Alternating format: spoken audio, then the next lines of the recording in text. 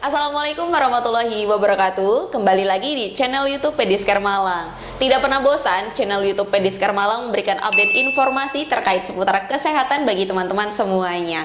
Nah, kali ini Pediskar Malang kedatangan tamu dari keturunan luar negeri nih ceritanya. Jadi pasien ini merupakan seorang laki-laki yang berumur 84 tahun. Beliau ini memiliki penyakit yang sedikit spesial, yaitu tumor. Namun masalahnya di sini adalah keluarga ini belum mau untuk memeriksakan ke rumah sakit ataupun ke dokter yang terdekat karena beralasan mungkin karena jarak, mobilisasi yang sudah tidak baik lagi, dan kemudian efisiensi waktunya seperti itu. Nah, oke, selanjutnya di sini kami tetap sama. Kami akan menggunakan prinsip 3M. Yang pertama, mencuci luka, membuang jaringan mati, dan pemilihan dressing. Nah, yang pertama ini kita perawatan lukanya ini dengan cara mencuci luka. Nah, nanti gambarnya akan kami tampilkan di sini ya.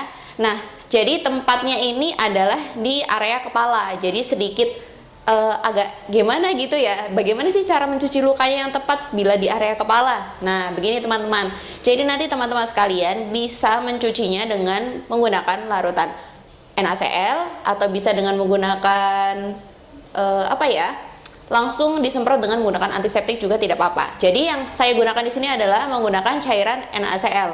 Nah, setelah dicuci dengan menggunakan larutan NaCl, kita semprot dengan menggunakan cairan antiseptik ya, yang biasa kita gunakan yaitu Technodi. Nah, setelah itu tunggu beberapa saat, mungkin sekitar 1 hingga 2 menit, baru kita debridement. Namun, teman-teman sekalian, di sini kita perlu memperhatikan riwayat pengobatan yang telah dilakukan oleh pasien ini.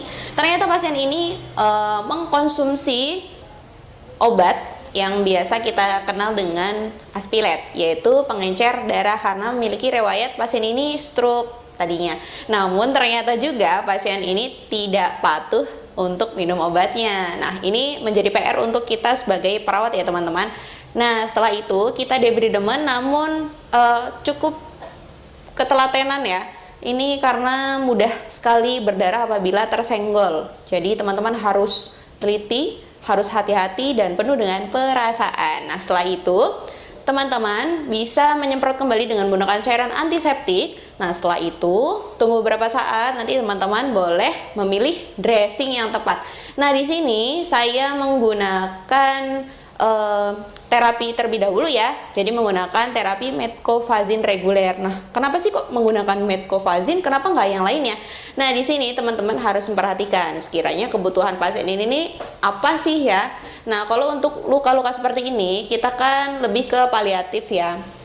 Mungkin kita belum tahu luka ini jinak atau ganas, tapi tetap kita harus perawatannya ya ke arah paliatif. Jadi bagaimana untuk menghindari terjadinya infeksi, bagaimana supaya sel-selnya tidak menyebar, dan bagaimana pasiennya ini akan nyaman terhadap perawatan yang kita lakukan dan balutan yang kita gunakan. Nah, setelah menggunakan metcofazin, kita jangan lupa untuk memberikan alginat. Nah, kenapa fungsinya alginat ini? Tidak pernah lupa dan tidak pernah bosan bahwa alginat ini digunakan sebagai anti perdarahan atau pemberhenti perdarahan. Jadi untuk meminimalisir terjadinya pendarahan apabila nanti balutannya dibuka kembali. Nah, setelah itu saya menggunakan melolin karena melolin ini yang harganya cukup ekonomis dan lebih efisien digunakan untuk pasien tersebut.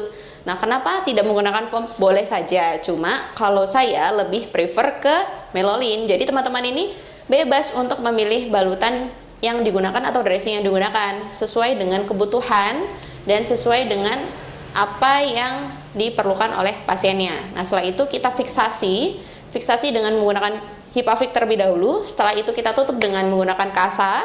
Setelah menggunakan kasa, kita hipafik kembali.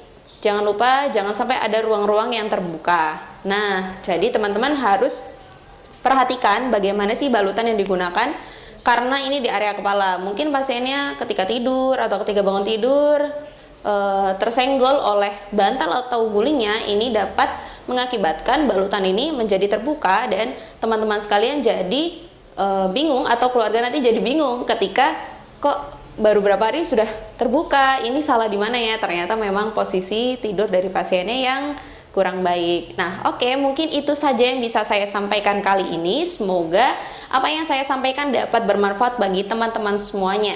Jangan lupa untuk teman-teman yang ingin sharing atau ingin mendapatkan informasi lain seputar luka-luka lainnya, boleh komen di kolom komentar.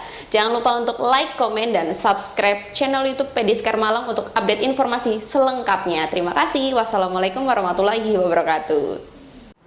Halo Sobat Pediskar Malang, bagaimana kabarnya hari ini? Semoga dalam keadaan sehat selalu ya teman-teman. Nah, kali ini saya akan memberikan informasi yang sangat menarik pastinya. Apa sih kira-kira informasinya? Informasinya ini adalah seputar mengenai WMC. Nah teman-teman, ada yang tahu nggak nih WMC itu apa? WMC merupakan suatu One Management Camp, yaitu kegiatan yang dilaksanakan oleh Pediskar Malang dengan tujuan untuk melatih skill keperawatan dari teman-teman untuk merawat luka.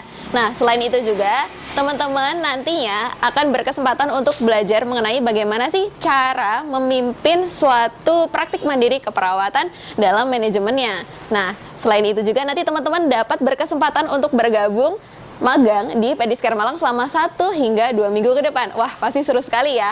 Oke, teman-teman, ada yang masih bingung mungkin ya dari WMC itu seperti apa kegiatannya, akan ngapain aja kiranya. Nah, nanti teman-teman bisa hubungi admin di bawah ini untuk informasi selengkapnya. Jangan sampai ketinggalan ya, teman-teman.